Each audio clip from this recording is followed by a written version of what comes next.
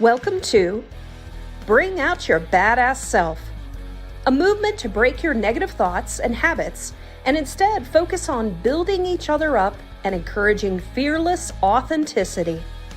Each week, we will get vulnerable and share experiences alongside our guests and audience. Come rediscover your inner badass self. Good morning, badass. Good morning, badass. How are you? I'm actually doing pretty good today. How are you? How about you? I'm good. I've already been working. I made some calls this morning. Yeah. So I'm feeling chipper and ready to go and excited for Friday. Yeah. And so I'm excited about the weekend just because my daughter is going to be doing her first aerial silks performance. Oh, cool. So I'm super excited about that. She's performing with adults. She's performing in an intermediate advanced aerial silks. And Cool. So what she's doing and the tricks that they're going to be doing and performing are actually like, whoa, like what did they just do? Yeah. They're a little bit death-defying whenever you look at them. Yeah, I have Amy Jarjusi's kids have done silks for years, and Maeve has transitioned more into ballet, I believe, but yeah, that's the first time I heard of silks was through them, and then I didn't really know anyone else who did it, and I thought it was kind of like just something down like by them in New Mexico, but then Riley started doing it, so it's very cool. It's very Cirque du Soleil, and will you be able to video it tonight? Because I would love to see it. Yeah, so it's Saturday and Sunday Okay. that she'll be performing, and they actually do have a professional photographer and videographer, so we will be paying for that. But I'll also be videoing because I know where to sit where she's performing. So right, to see, yeah, right, because they're they're probably videoing the entire thing. Yeah. Very cool. Yeah. Well, what else is going on with you? Well, today we are finishing up our celebrations for Lucas's birthday. So his friends weren't available on his birthday weekend. So we planned for a gathering tonight. So he is doing kind of like a throwback. So he wants to play, like kind of do like all the stuff he did when he was a kid, like when he would have sleepovers. And these kids have been friends for like 12 years. So they were like pretty much very close knit. Like he's never had any other kids sleep over. It's just this group of kids. And so they're going to do stuff that they did when they were younger, like a dress up game and Life. They're going to play a board game Life. But they're going to start with football because they always play football. So we're going to play football. We might do adults versus kids because the parents of these kiddos will be there too. So now, when you say football, are you talking about soccer or American football? American football, two-hand touch. We're gonna play. And I was going to ask, now, are you like tackling each other or is it just tag football? Two-hand touch. We're gonna do, yeah. Right. And the funny thing is that they love playing sports with me. First, I'm ridiculous, but like kind of a big, clown. But the other reason is I make crazy noises. And you might have seen this when I was like axe throwing. Like, it's not like I'm scared, but like I get overexcited, like when something happens. So like, I'm sure like every time I have to touch the ball, I'll be like, like, oh my God, so like they love that. Like they love playing basketball with me, anything like that, because like I get overexcited and squeal a lot, I think. So I can see that from you. Yes. So last night I was chatting and I'm like, okay, well, I'm going to work until 3 and then I'm going to finish the soup. And he's like, I thought you were going to play football. And I was like, oh, I'm sorry. And he's like, well, okay. Like he was pretty disappointed. And I was like, Well, I actually can cancel. Like I can quit work early. I mean, I've worked a lot this week, so it's not going to be a big deal, and he was like, oh, that'd be awesome. So Aw.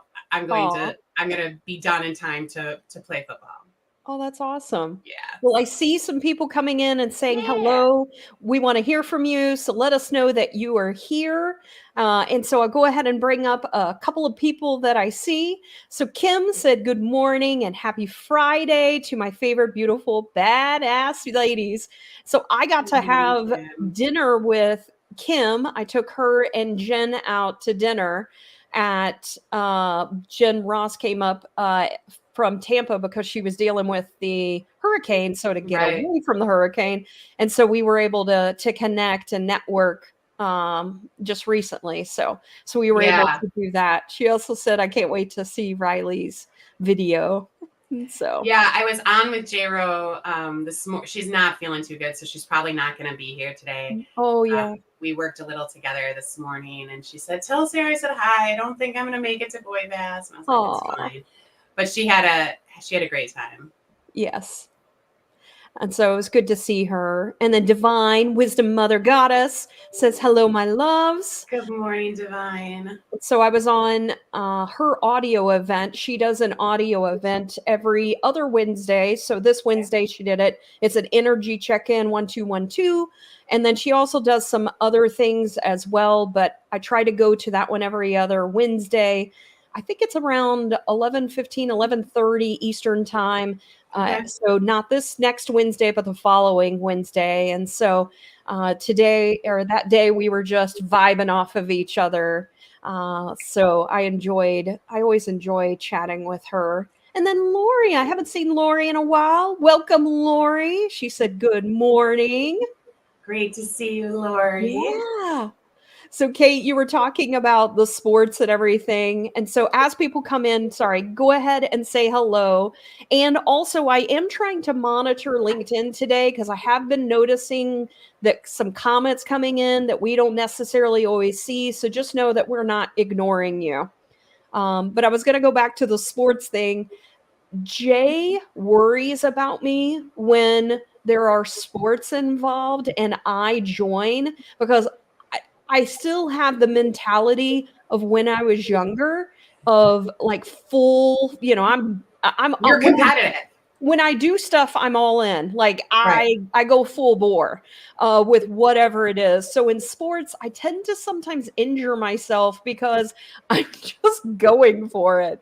And so sometimes Jay's like, whoa, like he's like, slow down. Well, I did like when I played the last time I played basketball with the kids, I did injure myself. Like I had like a really bad leg cramp, like almost like I think I ripped the muscle a little bit. It was so sore for like 2 weeks. But what I found really hilarious is that same weekend we were at a live music show, which is at our friend's bar, and she has couches. It's more like a lounge setup, but I was like totally lounging on the couch in the back. And when people would come up to me, I would be like, I have a basketball injury. You're gonna like, and it was just hilarious because people were like, what? Like, you're playing basketball? And I'm like, yeah, highly competitive. Like, and they know me and they're like, you don't even play darts. I'm like, I know. It's like they're like, this is ridiculous. I'm like, well, it really is a basketball injury, but I know how funny it is just to talk about it like that. That's funny. Yeah. I play basketball. Right. Like, yeah, of course I do. Look at me. All right. Eric's joining us. He said, good badass morning. Good Welcome, badass Eric. morning. So good to see you this morning. All right. Well, let's get into it. So today we're going to be talking with JC Quintana. Did I say that correctly, Kate? Yes. You correct me Quintana. if you can say it better than I can. Yeah. Quintana. There you go. Perfect. And so I'm excited about talking with JC. We actually were talking this morning about how long it's been since I met JC. And so it has been a full 20 years. Like, holy shit, that makes me feel old. And so, but we were talking about trying to figure out how it is that we found each other, Met or each how other. it is we met each other. But so JC is a thought leader who teaches that meaningful dialogue is the cornerstone of quality relationships. As an adjunct professor at 32 universities in the United States and an author of multiple books, and hold out. Be sure to stay, because he's going to be giving instructions at the end of this on how to get a free book. Everyone that attends and views this will be able to get a free book. So you have to stay on through the end in order to get that. But his works focus on enhancing business relationships and creating sustainable value through strategic approaches and technology. So let's bring Love it. JC on to the stage, and let's put him in the middle as a sandwich of Let's Cate and Sarah. sandwich him. Welcome, JC. Good morning. Good I love morning. that. I was so tempted to grab my phone and record you saying good morning, because if I can wake up listening to you guys, I would feel like a badass every morning. It'd be such a productive, amazing day. So I may at the end of the show say, "Hey, can I record your voices?" And Aw. my wife may not be a little happy with that, but we're gonna figure it out. Right. You got these ladies playing at us in the morning, every morning. Oh, that's hilarious. I love that. So yeah, so maybe we'll create a video for everyone, just saying, good and badass morning for everyone. Yeah. We could also do like clips of us from the past. Like we could do a compilation. Yeah. Because So we've had some funny ones too. Like one time Sarah did like a Good Morning Vietnam type of thing. Sometimes I sing, Right. That would make an amazing clip collection. So if you decide to put it together, let me know, and I will go and get it. Awesome. I love it. I love it. Well, thank you for joining us, JC. And so what I would like to start off with is maybe give people a little bit of idea of what you do today. And then we're going to go back to the past and we're going to go into your childhood, but maybe just to set the stage a little bit about who you are today and what it is that you do. Yeah, it's hard to do. You did such a good job with the introduction, and there's so many enigmatic things, like 32 universities, the relationship thing.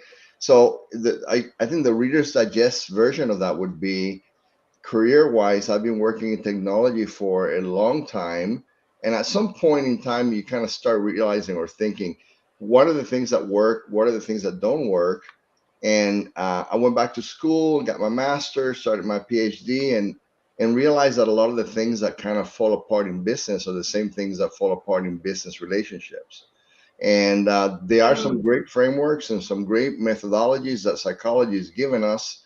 And I've tried for most of the last 20 years. Oh, gosh, it coincides with the time we met. Maybe it was back to you. Maybe it all goes back to you. That's right. But 20 years ago, I realized that, we can indeed effectively leverage certain elements of psychology, especially social science, to help people build better relationships, longer lasting relationships in business. And so as a result, I went back, and as I studied something and a framework emerged, I wrote a book, and now 4 books, business books later, 3 children's books later, we're seeing some of the things really come to fruition in the both the implementation of business strategy and also the technology that assists it. What an awesome 20-year journey, JC. It's been great. All thanks to Sarah. Right. Sarah, you were the muse, probably. It all began. I love it. So have you heard, I'm just going to insert a quick random question, because I'm a little obsessed with DBT, dialectical behavioral therapy, because it really changed my life. It was just, and I did CBT, I did all different kinds of therapy for years, and they all had great things, but this is the one that actually helped me get it, right? Are you familiar with it? And are you a fan? Are you not a fan? Yeah, so I'm so glad you brought CBT. And for people who are not aware of what CBT is a lot of times, whether it be in business or in personal life, we make decisions based on what we believe is true. And so there are certain elements. When you study psychology, you realize that most of what everything we've learned in psychology, all the way back to Freud and before that, absolutely has to do with who we are as human beings. And we are not just the physical, we are the cognitive and we are the behavioral. And so, you know, maybe we'll do a little public announcement based on this, because I agree with you. If even if you're struggling with, even self-awareness, as far as self-awareness, and as deep and far away as addiction, Yeah. the ability to sit down with a cognitive behavioral therapy CBT therapist to kind of help you walk through what it is that you believe in this little brain of yours. What is it that the cognitive is influencing in your behavior is the most amazing thing that you'll ever do. And so I think you know the answer to this. Yes, I love CBT, and it is probably one of the most powerful therapies in place today. Yeah. Yeah. So I'm going to pull up Kate's. So Kate actually added, so cognitive behavioral therapy, for those that don't know, CBT.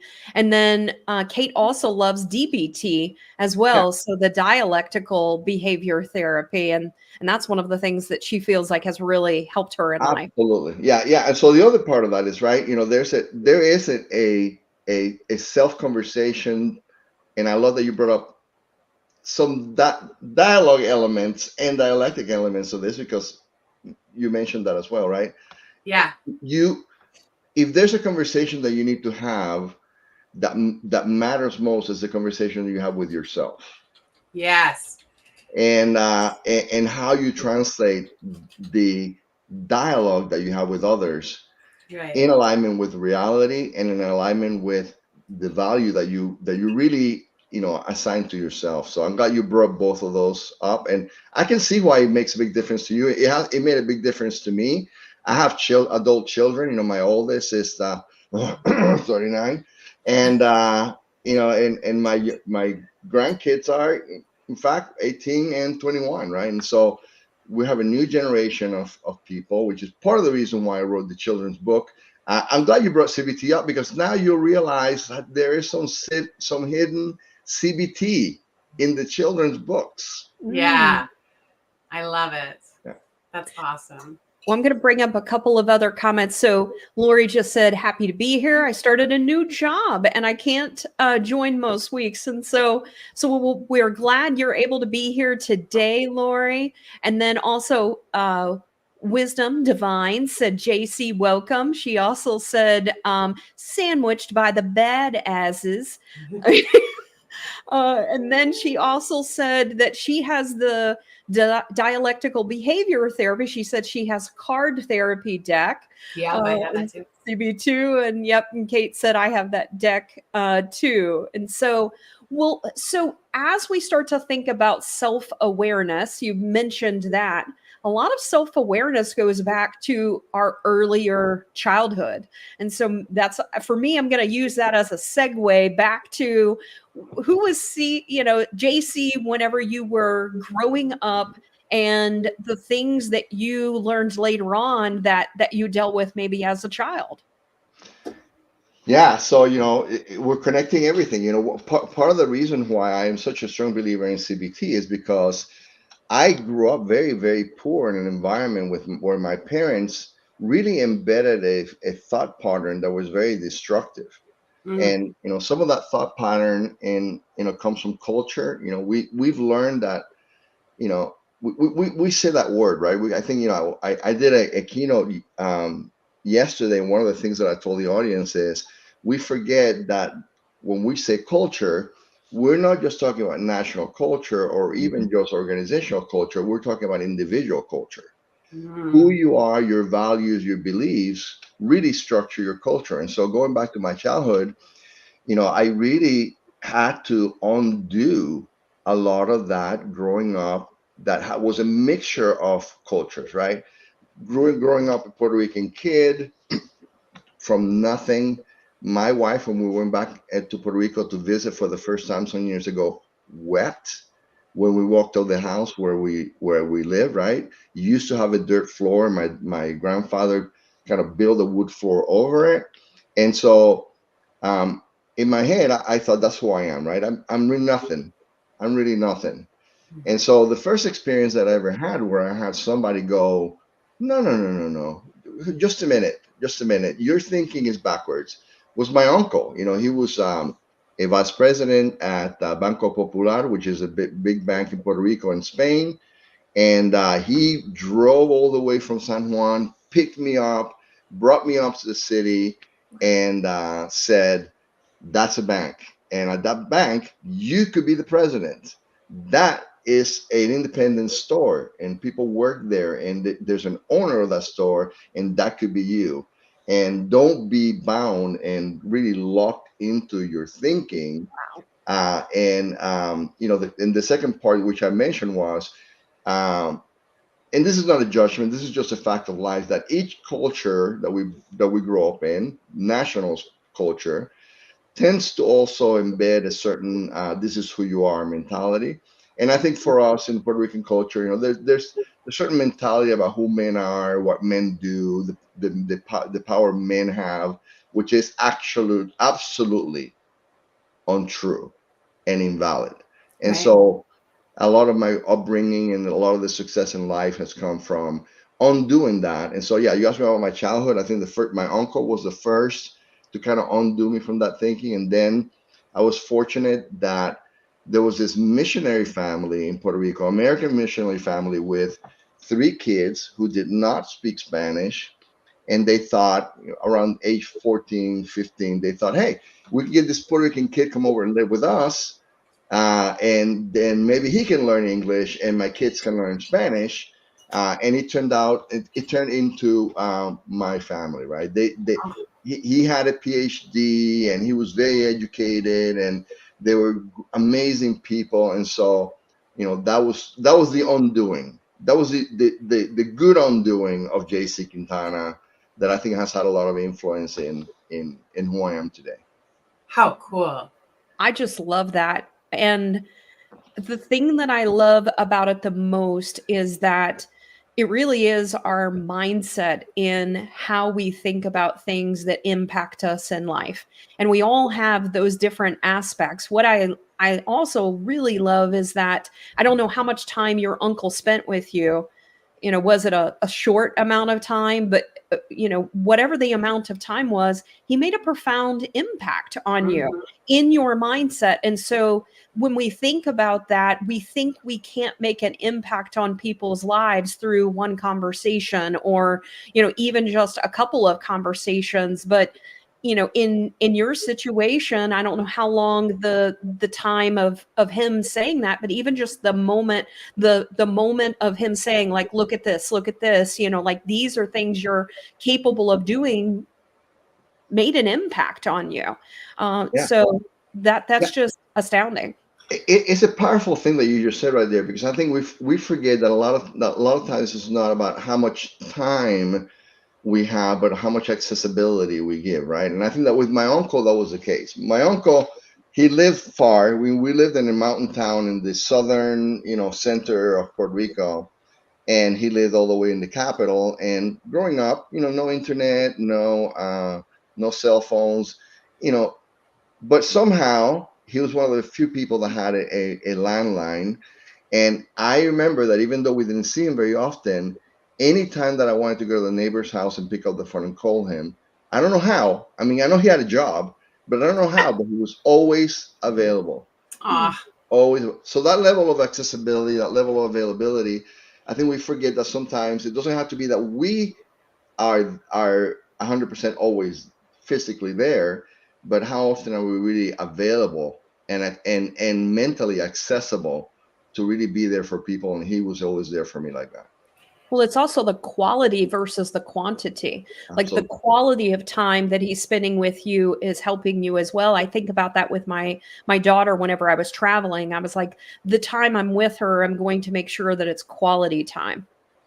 Yeah, that really applies to work too, doesn't it? I remember an employee of mine who ended up getting an amazing job in Phoenix, who brought me to tears, who came into the office before she left. She said, I I love you as a boss, but I just love that I know you are 100% there when I'm talking to you. Mm-hmm. And sadly now with mobile phones, how often do you go into somebody's office and they're on email and they're looking at the computer and they're looking at their phone and they're not fully present, and that reflects very strongly on the lives of the people that we lead. So very important at work. I love that. There's so one of the things I was reflecting on, JC, was not necessarily actually the content of what you were saying. I loved what you were saying, but I can tell that you have put a lot of thought and processing into who you are, because we're on episode 78, and so I can say, like, we've probably interviewed about 50 people, and when we ask folks, like, what is the younger version of themselves, it's really hard for them to put a concise wrapping around it and to say, you know what, these were the things that helped me unravel. And I just love that it's so clear that you have put time into really discovering who you are and are able to describe it in such a concise way. I mean, it took you maybe 2 minutes to tell us that, but the depth of what we received was so significant. So I wanted to mention it because a lot of our audience has a personal brand that they're trying to promote, right? They want to be a thought leader like you, but in their field or their passion, right? And what you just displayed for us was really a great example of how to summarize your personal brand and tell your story. So thank you for that. I just wanted to point that out and kind of, have Thank others you. reflect on that as well. Thank you for honoring it. And I'll add this. It didn't come easy, right? It did not come about easily. I was sharing with Sarah, which I think was kind of like what prompted the whole idea of me being on. Is it unfortunately for me, it took years and years and years climbing the corporate ladder all the way to the top. Being in leadership roles at HP because I was the shit, right? Of course, clearly, clearly, I Right. was an extraordinary, amazing person. Otherwise, I would not have been in a leadership role. Mm-hmm. And then I had a stroke. Mm. And, as I sat in that bed, paralyzed, my entire left part of my body completely paralyzed, you go, I I I went to bed and I would not have woken up today if I don't know. I don't even know today why did I wake up. Right. The doctor said when you saw signs of stroke, you should have come into the hospital. And I was too stubborn and thought this is just the worst headache I ever had in my life. Even though my wife said your left side of your face is drooping, I Yeah. said, "Come on, that's ridiculous." And I went to bed, I'm right? JC. Yeah. And so sitting in that bed, and of course, my wife had to go and take care of life. And I'm sitting there. Not that she wanted me to be alone. She just had to go take care of things. Right. And sitting in that bed going, who are you really? And who are you going to be from this point on? That's sort of like Ah, that realization. And I read a book. I don't know if you had a chance to read a book called The Book of Joy. yeah. My mom was a big Yeah, fan of that book. and it was an interview with Desmond Tutu and the Dalai Lama. And it just so happens that the book had a special significance to me because some years before in Atlanta, as a matter of fact, I was attending a work. I was attending a big leadership event, and I was allowed to do a workshop. And so I was at the speaker lounge all by myself. There was a session in place, and I sat down to have breakfast. And I hear this voice of somebody saying, "Hey, you can I join you?" And I look, and it was Minnie Tutu, the daughter of Desmond Tutu, who happened to be speaking there. And we sat down and we talked about her dad. And so now, years later, reading this book, the interview between, Desmond Tutu and the Dalai Lama, and the interview, and, four things just hit me in the head. Just, I mean, like, just almost as if they had been right there talking to me. It was that, if I wanted to be somebody, if I wanted to change the course of my life, I absolutely need to be more positive, more generous, more grateful, and more kind. Mm. Positive, generous, grateful, kind. And so that those have become my mantra, right? So in life, if I cannot be positive, generous, grateful, or kind, then I don't do it. That's it. If there's no a vehicle to be one of those four things. But so yeah, to your point, and thank you for the compliment.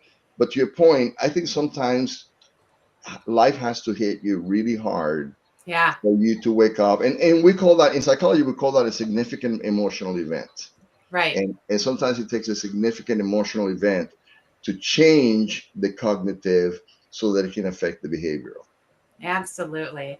I love that. I was just talking with our friend and colleague, J-Ro, Jen Ross, but we call her J-Ro.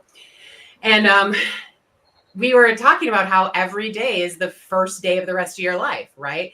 But what a significant day that day was when you were in that bed after that stroke, right? That really fucking felt like the first day of the rest of your life, right? Yeah. And you took that and ran with it. There are many people that don't, so what a beautiful gift. And then now, you turn around and you have all this thought leadership and ability to share. So that's so cool. I'm glad you got to meet JC 2.0 and not JC 1.0. Oh, good. Yeah, good. I'm sure he was fine. It's funny. At the very beginning, JC was like, "Oh, when you met me, Sarah, I was probably an asshole," and I was like, "I don't remember that." And so, yeah. Well, I mean, weren't we all a little? I mean, if you did it right, in my opinion, if you did it right, you'll because it is all about learning and growing, right? It is. And so, you got to learn what you want sometimes by going through a little bit of being an asshole.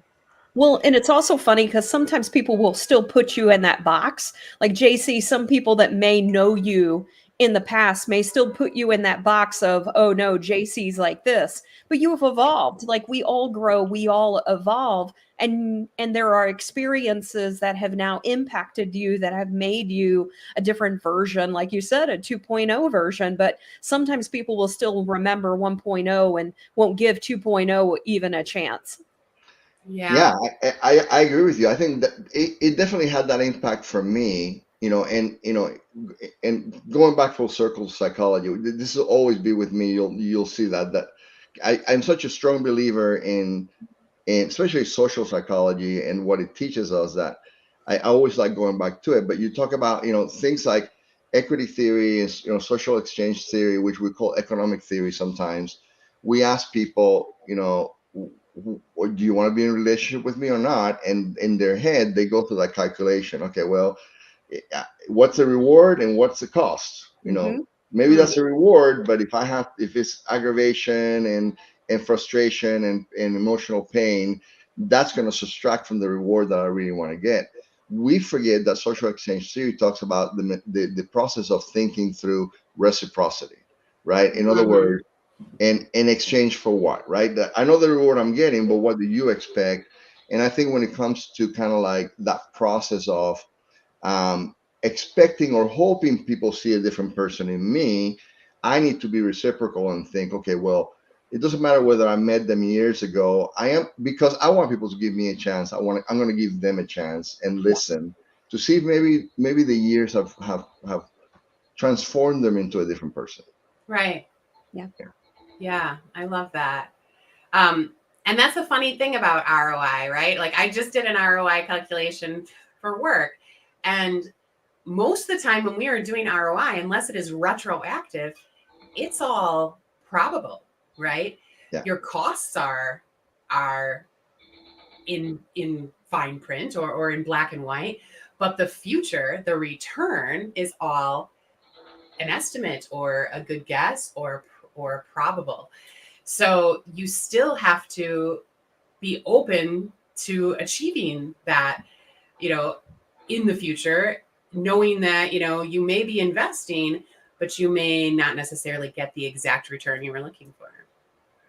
And constantly, right? I mean, there's some really great studies that came out of the University of Toronto, and Dr. Cate Sarah, that has this thing called the N3C that really has had a big impact on me, which is the idea that the N is needs, and the three C's are circumstances, characteristics, and capacity. And so the ROI changes anytime that there's a change in need, characteristics, circumstances, and capacity. And it could be all four, or it could be one or the other, right? It could be that So you said need, what, needs, circumstances, and needs, circumstances. I'm sorry, needs, characteristics, circumstances, and capacity. okay. And so, going back to my stroke, right? I could have come out of that a different person in terms of needs. My circumstances could have changed completely. But what changed most about me was my characteristics, the who I was. Right. I could have had a change in needs, circumstances, characteristics, and being an amazing person, but I could have walked out in a wheelchair. So my capacity could have changed, right? And so even just emotionally, that's something we have to consider when it comes to our, the ROI of relationship development. I think people kind of think, hey, yeah, I get it.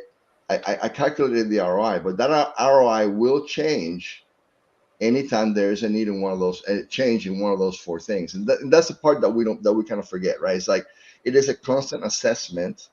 And if you're mindful that, yes, that those are the four things that could potentially change, then instead of going, that doesn't work out for me, or I don't like them anymore, or I don't want to do business with them anymore, you can stop and you can say, hey, what's changed? Let's walk through the four. What's changed? Have your needs changed? Have your circumstances changed? Have your characteristics changed? Has your capacity changed? Because through the pandemic, people had the need, circumstances have changed, and many didn't have the capacity to pay, but they still had the need. They just needed you to adjust how the relationship worked in light of the changes in circumstances and characteristics and capacity. So I always have to be mindful of those four things. Yeah. I see Divine has a great question. Let's also say hello to Brenda Lees, because Brenda Lees, lovely to see you. She has started doing her breathing. She switched platforms. So Brenda Lees works a lot with Latin females that are facing burnout. And she's also a breathing expert. And she had these wonderful LinkedIn audio events, but she decided to change platforms. I'm not sure why. I'm sure there's a strategy in mind, but she's now doing them on YouTube, and they are Tuesday mornings at 9 a.m. Central, so 10 a.m. Eastern. But I think Divine has a great question. Yes. So character role change, but does our core essence of who we are change? Yeah, I love that. You threw a real good one at us here, and I'd love to hear your thoughts on this as well. But there are some studies that have come out that say that that who we are as human beings, the very core of who we are, does not change. It is impacted by external forces, and back to CBT, by our cognitive perception of self, and then how that impacts our behavior.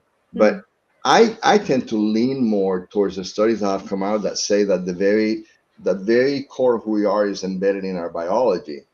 And even some studies, some neuroscience studies, 10 years old, say that you really are who you are. But yes, that the way you behave changes and is impacted by external forces, if you let it. If you let it, because unless biologically you have an inability to perceive, we all have the physical ability to make choices. Yeah, I was speaking about this with Jenna last night, my wife, and she is in some training right now. She's constantly learning and exploring things and adding to her kind of repertoire of like healing practices. And one of the things that we were talking about is how a lot of us are familiar with or believe that like things happen as lessons, or that we are all kind of intertwined. And so I am coming, as I think about that and process that, I believe like at our core, we're here for some purposes, and those around us are not necessarily accidental, like that our cores are connected in some way to their cores, right? And they're reflections of us and all this cool stuff. So it's like you can look at it psychologically, which I think is fascinating. And then you can also like take it an even deeper look at it, or try to think about like the conscious and the subconscious.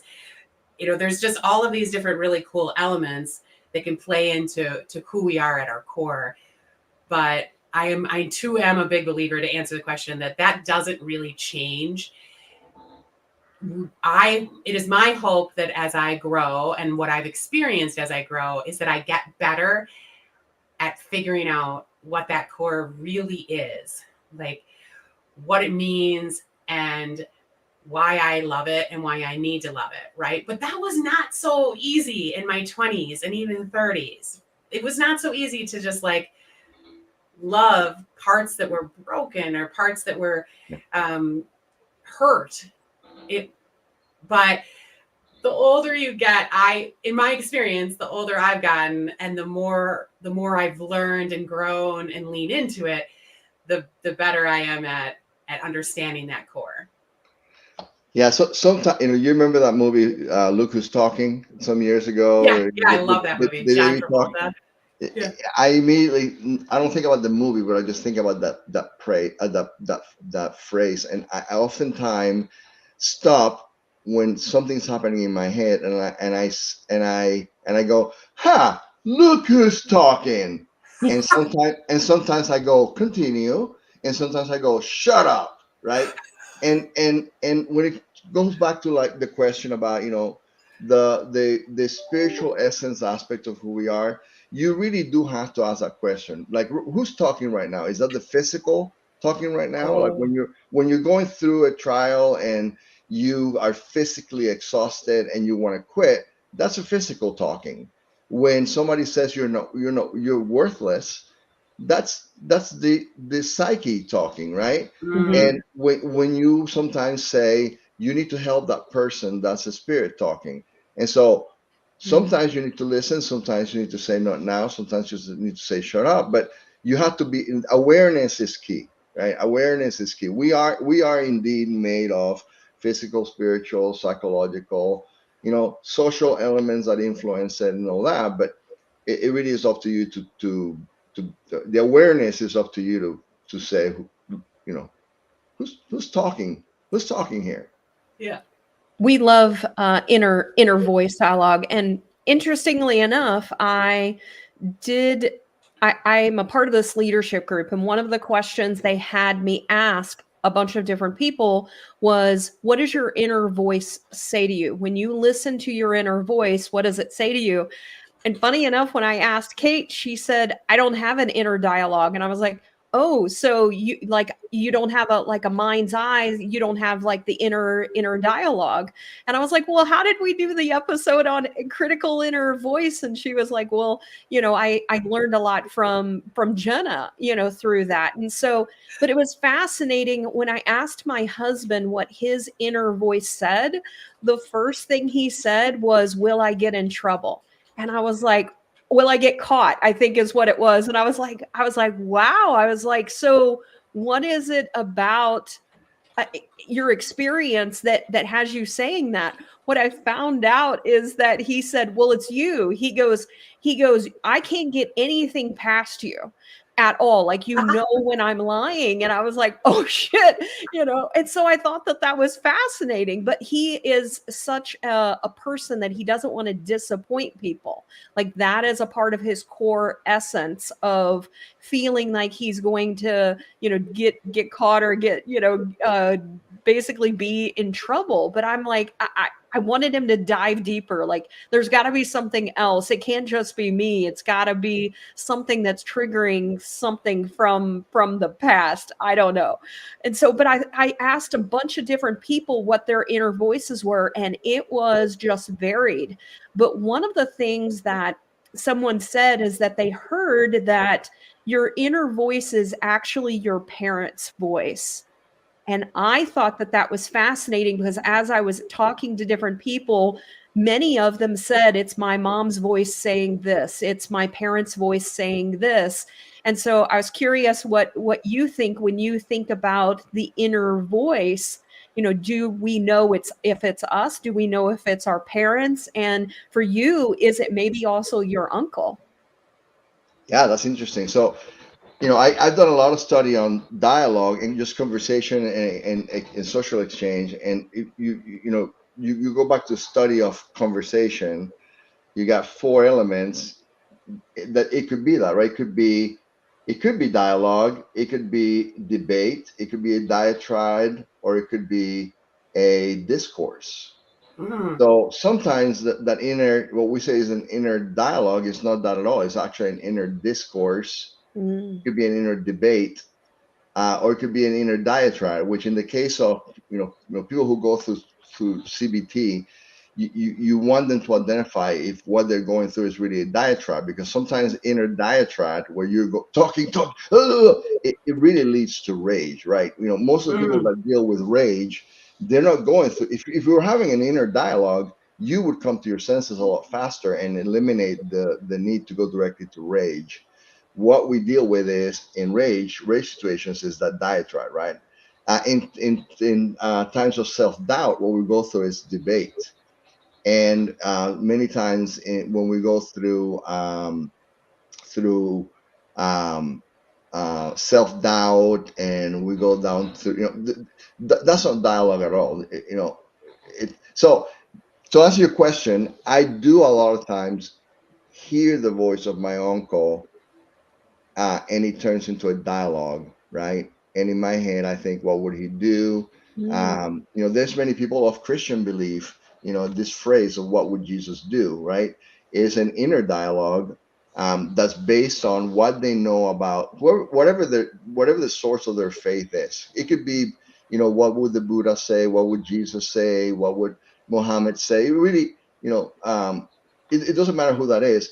Sometimes we do kind of engage in inner dialogue, um, but that's one of the one. It's funny that I'm talking in fours today, but that's another one of the fours that you have to identify, because yes, maybe it is a negative voice that is engaging with you in a diatribe of negativity, that you need to again say shut up to, right? But it is healthy to go in your head, and whoever the source is, there's a lot of people who have influenced our lives in a positive way. And I give you another example. So in business, in sales related stuff, years and years ago, I read the book. Oh my gosh, I can't believe Michael LaBeouf. Not How to Win Friends and Influence People, but anyways, well, Michael LaBeouf wrote a book about 40 years ago, on sales. It's everything we learn about sales and the golden rule in sales has come from Michael LaBeouf. And I read the book, and I thought, well, I'd love to ask him personally. And I went to the back of the book, and next thing you know, it's like the very back of the book says, Dr. LaBeouf and his wife Elsie live in Phoenix, Arizona. And it's like, I live in Phoenix, Arizona. And I looked in the directory, and I picked up the phone and called, and he answered the phone. Woo. And it was like, Mr. Dr. LaBeouf. And so I started asking him questions, and he said, hey, where are you? And I said, I'm in Phoenix. He goes, you want to go to lunch? And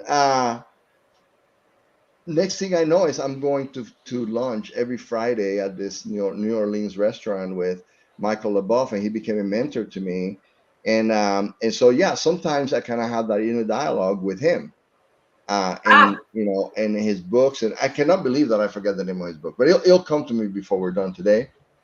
Uh, but yeah, so yeah, to answer that question, dialogue is important, but you have to know what type of inner conversation. This is not call it inner dialogue because it's not inner dialogue. Sometimes we mistake that. It's an inner conversation. Sometimes it is dialogue and it can be healthy. Sometimes it can be diatribe. Sometimes it can be debate. Sometimes it could be something negative, and we have to identify that. the book is How to Win Customers and Keep Them for Life. Yeah, how to win customers and how to win customers and keep them for life. Yeah, Right. that is so cool. I love that. It's badass. Like my first initial thought is, and then I didn't know, like, I'm going to say it anyway, but my first initial thought was like, I love JC's balls. Like, I just love that you were like, I'm going to look up this guy and, call him. Like, and then it turns into this ongoing mentorship and relationship. And very few people take that chance, right? It's so badass. Yeah. So you want to hear a funny story? One day we were having lunch, and there was this two haughty, just know-it-all business guys sitting behind us. And by the time that I had met Michael, he had already written another book called. I can also get them wrong. Either The Millionaire in You or The Millionaire Next Door. There were Yeah. two books that were bestsellers at the same time with similar titles. Michael had written one of them, and I think it was The Millionaire Next Door. And it was about business advice and investments and stuff like that. And these two guys behind us were talking loudly about investments. And Michael turned his chair because he was by the time I met him, he was already 64. And he turned over like this. He starts kind of like giving them business advice based on what he had heard them say. And they went like this. And one of them goes, "Okay, thanks," and went back to his chair. And it's like, if you only knew who just tried to give you advice, you would Right. not have been such an idiot. Right. But Missed that and chance. back to the dialogue thing, we really don't know who we're talking to, and that includes inner dialogue. But sometimes, I always go out of my way to listen to people and to absorb what they're saying and dissect what they're saying, no matter who they are, because you really don't always know who you're talking to. Right. Let me ask you, did the older version of you, the 1.0, do that same thing? Yes, I would have done the same thing the guy behind in the chair did because I thought I knew everything. Okay. I knew everything, and to be transparent, because this is the kind of show this is. But I think that part of it was that voice in my head that after I came to the United States, I did experience a lot of prejudice. I think that there are people, and hopefully less and less, but sadly Yeah. still, that if I took this off, right, and I was just in a t-shirt, standing next to you, right, and at a Starbucks, and you looked at me, there are people that go, it's just some Puerto Rican guy sitting over there in the chair, right? Right. I think that I overcompensated by some of those experiences, and I think I became very arrogant because I had to really fight some of that prejudice, and sadly, this is the state that we're in today. Yeah. Women in America, we have an epidemic of sales leadership in the United States, in that we are not hiring women in roles of responsibility in sales and IT, right? Why?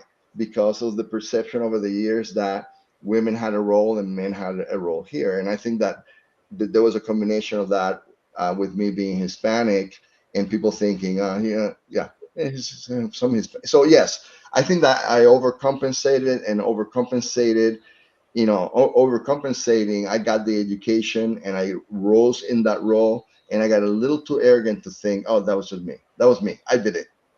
I did that, and I need to kind of like keep that wall up. Yeah. But I think had Hmm. you not, I mean, the reason why you needed some confidence to like overcome the marginalization, right? So that was your way to control it, because you had no control. You couldn't control how people were perceiving you or the assumptions they made. And that's a regular thing for people that are marginalized, right?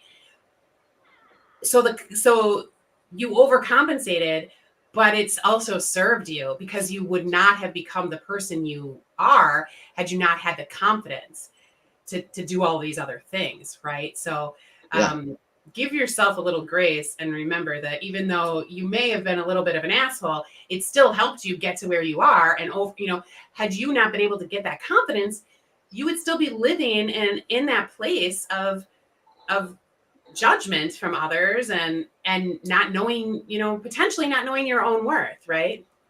Yeah, I think that we all do that. I mean, I think we all kind of go Right. back and go, I wish that I had done things different and ended up achieving the same results. But you're right. It's such an infinite combination of things that make us, and we really do not have control over many of them. And sometimes we do have to take control. And I agree with you. I think that's very a true statement.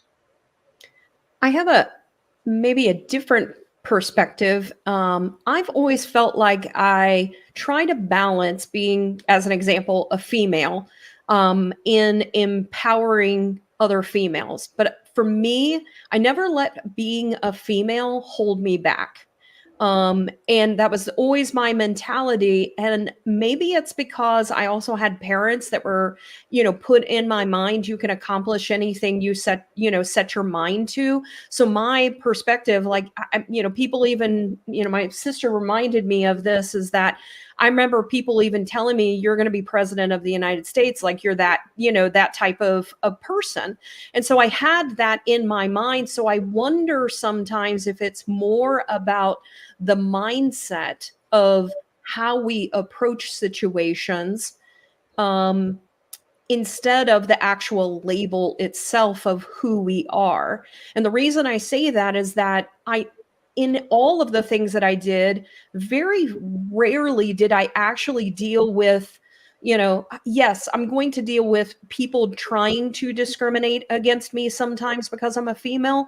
But for whatever reason, I've never let that stop me in what it is that I'm doing. So I also wonder if the self aspect of, owning whoever you are, whether you're female, whether you're a minority, whether you're also contributing to how it is that you're allowing people to treat you. Because for me, boundaries are also very important. Like, okay, well, you can do what you want to do, but I'm not going to subscribe to that. And if you try to put me in that box, I'm going to remove myself from the box and go elsewhere. So I just wonder, for me, it's also the balancing. Like, people will put a label on people and want to put them in the box, but we also have a choice in whether we want to be put in the box. Yeah, you bring up the president, right? Because, and by the way, I actually do believe that you could become president of the United States. I think that was a very accurate, I think, assessment of you. But I've often thought, especially when President Obama was in power, and I thought, wow, on the other side of it, right? On the other, and again, that was not like a promotion of Democrat, Republican, just specifically about President Obama. He was a very accomplished person, right? And I loved his book, and reading his book, I thought, at what point in his mind did he make the transition of, I have the ability, Mm-hmm. Right. and let's not underestimate the magnitude of that. We're talking about, in his mind, making that transition to think, I have the ability to become the leader of the most powerful nation in the world, right? How do you do that, right? And so, to your point, yes, I think that there has to be a balance of realistically assessing your ability to Mm-hmm. do that, and and then of course also the aptitude and attitude to say, okay, I believe that I can, and I'm going to, between belief and ability, I'm going to do that. uh, and in my book I talk about the power of the word accountability, which we forget is split in half, right? It's not accountability, it's accountability, right? Mm. The account part is my obligation and my dedication and responsibility to meet that obligation to its end. That's the ownership part. But I cannot do that unless I have the ability, the knowledge, the Yes. skill, right? And so it's important that we know that, right? That accountability is not ownership and understanding of my obligation alone. Mm. It includes my ability, and that unfortunately is where people kind of go wrong. It's like, I can do it because I believe. Well, Right. good for you. Do you have the knowledge, skill, training to do it, Yeah. right? Right. Because if you do have the willingness to do it, and you have even feel a social responsibility towards doing it, then go back and get trained, go back and get educated, right? Because maybe you're lacking in that. But unfortunately for me, for example, in many instances it was more attitude than ability. And Yeah. so I run into the wall because even though I wanted to do it, I didn't know how. And then of course it was like, okay, well, guess what, screw that, I'm going back to school, and I'm going to Yeah. get my master's, I'm going to get my PhD, and I'm going to go get a certificate from University of Toronto, and I'm going to go and learn I'm going to go to South Florida and get skill in conflict resolution, and what, I you don't believe in me because I've never written a book? I'm going to write four, Here you right? go. Right. Boom. Right. Take that, right? And so, yeah, Yeah. you have to have not just the willingness, but the ability, to your point, Sarah, right? That I think sometimes it's like, yes, self motivation is good, but the reality of having the skill kind of brings accountability together. Yeah. Love that. And I love that too, because it really puts into context the ability part and the account part, right? Like that Yes. might be one of my favorite tidbits I've heard in a long time. Mm-hmm. Because when you think about like some of these topics that we're talking about, prejudice and people's assumptions and being held back, you know, there's a whole lot of history and systemic bullshit underneath that really affects some people's ability, right? Especially if we're talking about those that are marginalized. And I don't even want to get into all of that, right? We've gotten into a little bit of that in the past, but it's but if you are able to, like, so let's say your ability is being harmed by the environment or that you were born into, or the area that you are, or whatever, right? Your circumstances that are beyond your control. But you have your accounting, like you're actually making those decisions. You can rise up. You can then make the decisions to pull yourself out and change that ability, right? Go from not being able to get much done to getting the knowledge that's needed to get more done. Like that's exactly the story you just told. I really love that. I'm gonna think more on that. Yeah, I try not to be judgy. My kids, I always say my kids, and I have 5 kids. They had a tough example to follow, especially when they said, "Oh, I don't want to do that. I can't do that," because when we moved to the United States, I immediately thought, okay, I want to get the best education. I'm looking at all these public schools in Miami, and there's gangs, and so the only option for me to go to public school was for me as a 16-year-old to pay for it myself. Mm, holy So shit. that's how I paid for private school. I cleaned toilets, and I, swept the floors, and I get off of school, and then I go set up chairs for the lunchroom. And little did I know that all through high school, every penny that I made cleaning toilets, the school had put away for me to go to college, right?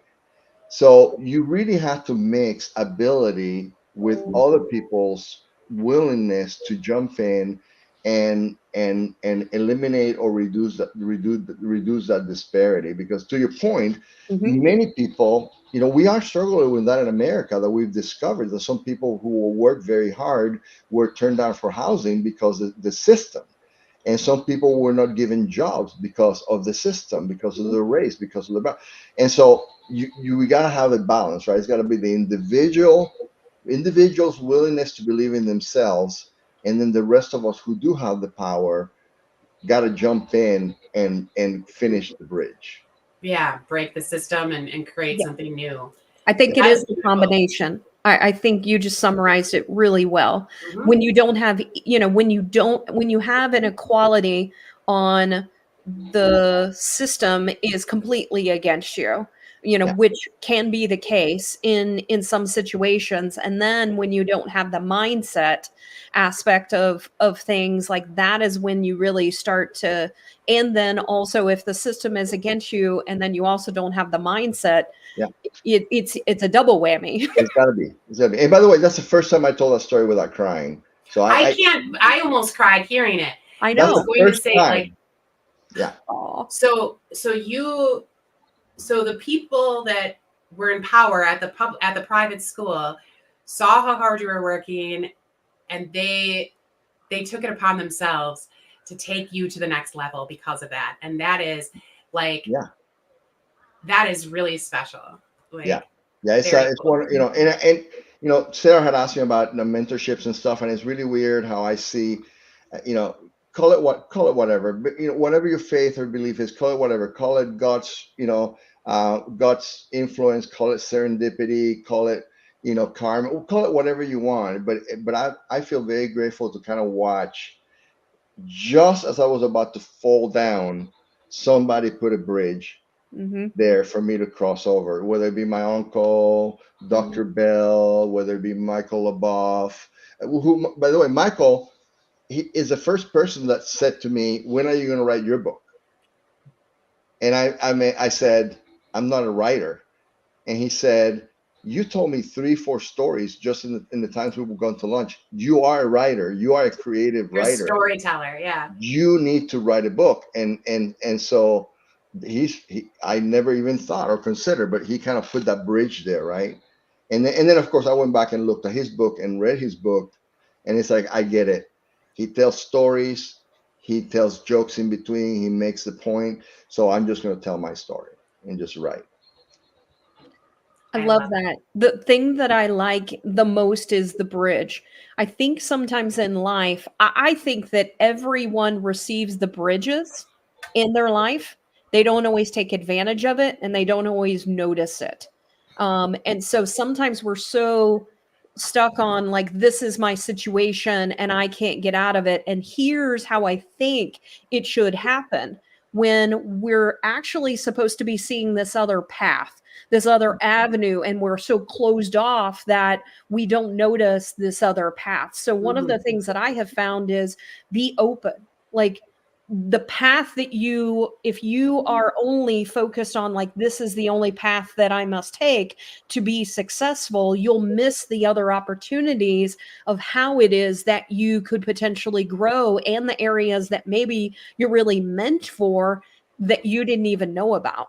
Yeah, that's true. Yeah. That's why I'm a big fan of the YMCA and the Boys and Girls Club, because and they'll tell you in their mission statement, a lot of people think, oh, we collect, money and blah, blah, blah to help. No, they're there and they exist because they know, for the people who are wanting a future, for the people who are wanting to better themselves, it's very hard to focus on that when you don't have a space, when you don't have food, when you don't have, it's kind of hard to study hard when all you're thinking about is your stomach grumbling, right? And so, exactly, we don't think about that as well. That we always think, oh, I'm here to save a life. I'm here to no. You can be there just to provide a kind of food.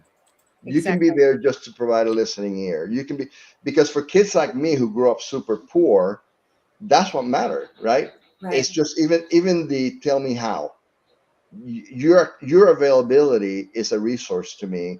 So if you can be available for 5 minutes to a kid that needs you, a person that needs you, do it, right? Right. right? You don't have to know how a woman's shelter works for you to drop some clothes off there. Right. You Yeah. don't have to. You don't have to know the situation at all, Right. but you can do what you can. Yeah, and there's even a like the pyramid.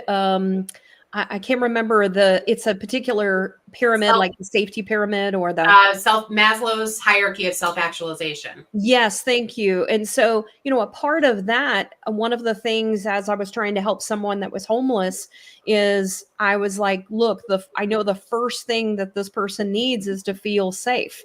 Like when you don't feel safe in your surroundings, how can you even think on a higher level of thinking that things are possible? So it's the basics. So when I think about the social aspects of the things we do as a society and as a government, like those are the things, if we want people to succeed, we should at least help people in those aspects of, do I feel safe in the Right. environment that I'm in? Do I have food? Do I have water? Do I have the basics to even feel like a human being?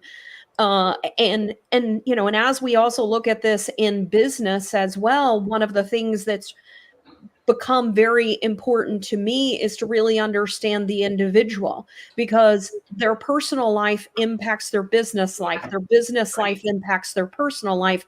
And sometimes we try to separate the two. It's like, no, we can't understand anything about their personal life because from a legal perspective, we'll, get in trouble. And I'm like, okay, but I'm dealing with the whole person here. And they have Right. situations, they have things that they're dealing with that impact their ability to be able to do the job as well.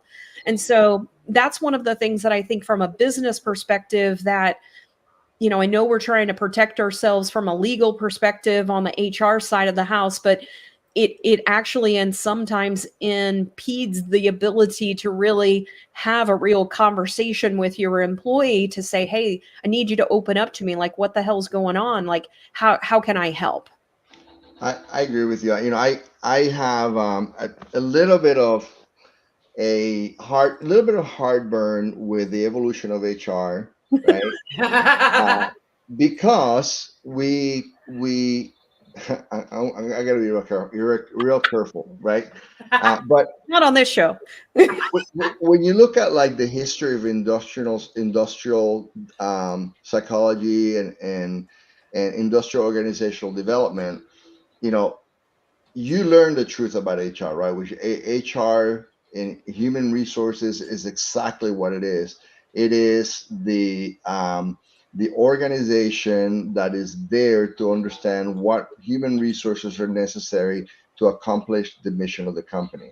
And when you see the rawness of that and hear it in such a raw way, you Mhm. go, oh well, they're not on my side, are they? Yeah. But we've kind of turned HR into our little advocates. And in reality, some companies, yes, they are that, and there are some amazing human resources organizations, but that's not what HR was intended to do. HR needs to transform. Mhm. There needs to be a completely separate aspect of business that creates a space for there to be advocacy on behalf of employees. Yes. I'm gonna tell you a statistic that is gonna blow you away, and it is that right now, 75% of the people at work have a side gig. Mhm. 75. Yeah. We're two of them. Yeah. 15 to Multiple side gigs. yeah, 15 to 25 have some form of addiction that Yeah. they're working for. 15 to 25 of our workforce, right? Mhm. So it makes no sense that we don't create an environment within our organizations where people can come in and they can say, listen, I am in debt to my nose. I can't breathe. I think I'm getting a divorce, Oh, yeah. right? And then go, I said it, right? And then I'm not saying that employers need to jump in and pay people extra money. I'm talking about create a space for people to be able to without any kind of punishment say that. And I know I'm probably going to get a lot of backlash for saying that because of the lack of realism. And I'm telling you, studies show that there is a way and there's a path to do that, and especially for people who are dealing with some form of addiction, who are going through some form of you know Mental again, health struggle. mental health struggle, right? And going through change in life. Yeah, there needs to be a way for us to allow for that conversation to happen, Mhm. while it is equitable for both sides. Because I get it, it needs to be equitable to where the business can continue to run Right. and the individual can continue to live. Don't call it work-life balance if you don't want to talk about work-life balance, Right. That right? is one of the things that Sarah and her partners have done really well, I think, around really working very hard to understand who their employees are as humans and Yeah. what they are going through, and that most of us have very little fear about saying, yo, I'm struggling over here with something that has nothing to do with work, but it's still affecting me, and I want you guys to know, and maybe I need some support or a listening ear or whatever, and that's I Yeah. think that's often, individual contributors can still provide that culture for those that they affect, right? Full Sail, our company is able to do that because there's an alignment that that's how it should be done, and it's a small organization, but it comes from the top down, right? When you are in a large organization like HP, right? I mean, I'm sure that did not exist in a lot of ways, or if it did, it was like a micro, little cosm over here. But that can still impact people, So if you're an individual contributor or you're working in a large company and you aren't able to see that from the top down, you can be the new top for at least the people that you're affecting. Yeah, my favorite example of kind of addressing this at the workplace, and the vulnerability from the individual and the willingness from the company. Biggest example, and you will not be surprised that he's another one of my mentors, is Don Furtman. When Don Furtman went on Undercover Boss for Subway, one of the things that he brought up was that he was a recovering alcoholic, and Yeah. he told a story on, way back when he was a young guy and really doing well for Subway. Mr. DeLuca, the owner of Subway, came in and found them drunk under his desk, and said, "What do you want to do?" Right? And it was a perfect partnership of him saying, "I want to change my life," and then Mr. DeLuca saying, "Then I'm going to sponsor your recovery." Right? I'm going to find a way, right? So and it's a well-known story. And Don retired, and he started an organization. He started initially an organization called Recovery Branches that put people in contact with their passion. So if you're a musician, because if you're an alcoholic or a drug addict, you have musician friends do drugs with you. Yeah. If you could go and find a group of sober musicians, your recovery chances are going to be increased. So he started Recovering Branches, and now he retired, and he's part of an organization called the Phoenix. And Okay. that's what the Phoenix does. The Phoenix partners with individuals and companies so that you can have that conversation. And at his age, by the way, Don looks great. I tease him on Facebook. It's like, now you're a DJ. Now you're like, at the Phoenix working out every day. Stop making me look bad. But that's the mission, right? The mission of the Phoenix is align the people that realize they need help with the organization and the companies together to address addiction, whether it be alcohol or substance, whatever it is. But yeah, you're right. It's got to be the back accountability and somebody who's going to help you finish the bridge. Yeah. And I bet that 15 to 20 or 15 to 25% is way higher, especially if we consider our addictions to sugar, our addictions to food, like who doesn't, like whether or not, like sugar addiction is probably running your mind space around food. Yeah. I agree with you. I agree. So, a couple of things that I want to just also mention, and then I want to start to wrap things up. So, you mentioned the 75% have a side gig and 15 to 20% have an addiction. I want to say that if I had to guess, I think construction and certain industries have a much higher addiction as well. So we need to keep those things in mind, and the things that we're doing in those other areas. You know, Right. like those are things that I think that continue to need attention.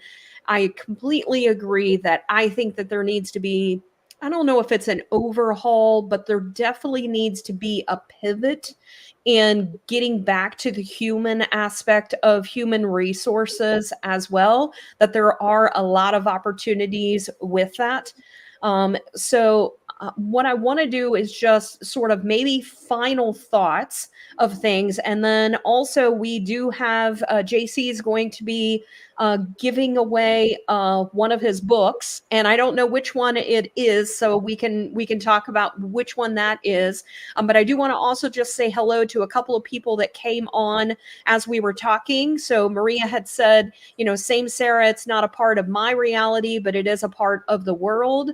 And then Shayna also came on. She said, good morning, beautiful people. And then Leah also said, happy financial literacy Friday champions. So thank you all for joining us. And wisdom, Divine has so many different comments in here that we definitely need to go back and take a look at all of them because she had some great information in there. Yes. Yeah. So, this has been an amazing conversation, and man, I hate that we have to wrap things up because I'm like, I feel like, there's so We much could go more. forever. We've scratched the surface on these things. So, JC, if you can help us, maybe final thoughts of how you would like to sort of wrap up today's conversation, or maybe an action, or a challenge for people as they're thinking about the things we talked about today. Yeah, this is going to hit home for you because when I say CRM, when I say customer relationship management, it's part of our world, right? Part of that technology and strategy that we're part of at work. My parting thoughts would be that we learn to get to the root of what things mean.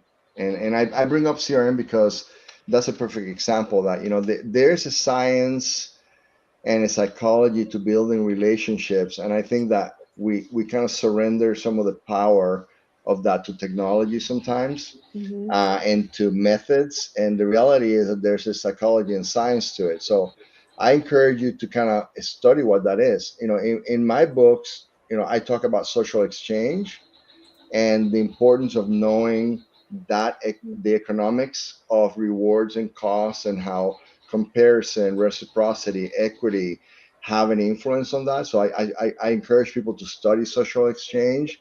And then I encourage people to think about relationships.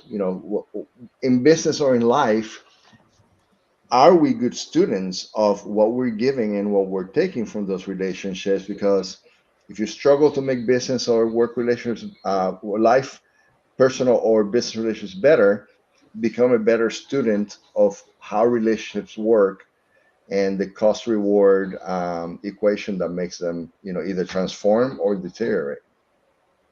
Yeah. Yeah. Thank you. No, you're not. I wrote down social exchange, so I'm gonna go back. I'm gonna take some further look at social exchange theory, for example. But it all makes sense. Like a lot of it is very logical. It's like, oh yeah, but it's sometimes really studying or understanding different concepts or things like that just give you further insight into things or help you to recognize them as you're having dialogue or as you're having a conversation with people. I also very much love the psychology aspect to everything, because even just related to implementations, one of the things that I tend to do is talk to people at the beginning, like as the executive sponsor, the person that's overseeing everything. Here's your role. Like, here are the things that will help make this successful. And I always talk about your mindset. Like, how do you set up why it is that this is the benefit? Like, why are we actually doing this? How are we showing success, throughout? Because people without information, people tend to think, oh, well, things aren't going well. So you have to provide that information along the way. So it's understanding the psychology of people, the people that are open to change, the people that are a little bit more fixed minded. So how do you deal with each of those types of things? So when we think about technology, when we think about dealing with people in business, everything really goes back to psychology. And that's actually what I studied in college. So I studied criminal justice and psychology. So I was like, oh, I ended up going into marketing, which I wanted to be a profiler. So I'm just profiling people in marketing. Right. That's So awesome. it was very helpful to me, the psychology aspect of understanding the motives, or why it is that, how is it that I can help people to achieve the things that they want to do? When we think of it that way, it can be very simple. Like, how can I help you? Understanding more about the person. So, yeah. Awesome. This has just been an amazing conversation. I One of my know. favorite episodes. I would really love to have you back at some point, and to continue the dialogue. I think you're amazing. Well, I'd love to come back and talk some more. I think, and to your question earlier, I think we're going to give away the customer train, customer train. Okay. which is my latest book, and it came about because, I wrote 3 books that are about the psychology of relationship development and how technology helps you do that. And then I wrote 3 books after the stroke, because I was very, very scared that the stories because with my kids, the stories that I told them, I always made them part of it. So I kind of encouraged them to finish the story. And after my stroke, I was very scared that those stories would not get finished. Mm-hmm. And so the customer train, the book that I wrote, is sort of like a in between, right? It's a business book that uses children's storytelling and allegories to tell about where we've lost our way in business. Yeah, I love that. So I'm going to go ahead and post here. So it's www.dialogue7.com. And then you want to email JC at JC, I want to say Quintana. And you want to include in the subject hashtag BOYBAS. Yeah. And if anybody that does that, JC has agreed to give it to you for free. Like, Yeah. Amazing. So thank you so much for that. Glad to do it. Glad to do it. It's how I want to show my gratitude for the both of you. So thank you for having me. Oh, thank you. Thank Leah you. said, I love that. Stories are a part of our legacy.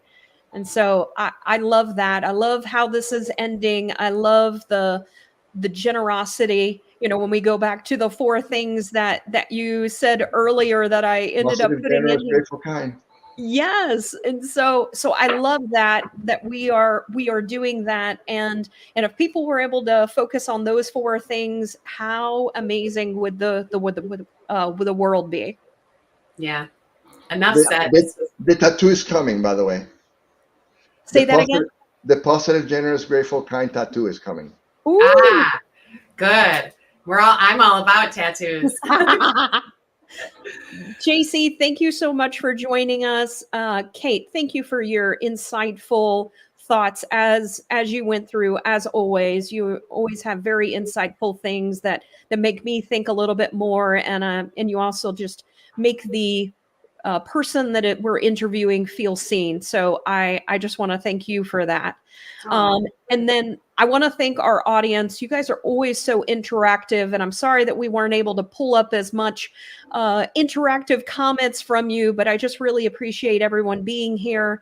And I ultimately have an amazing badass Friday, an amazing weekend. And we hope that today ended up helping you think a little bit differently and thinking about adding the human element, the interaction aspect back to business and back with your employees. And so, and JC, thank you so much for helping us with that. And we look forward to having you back in some capacity. So I look forward to it.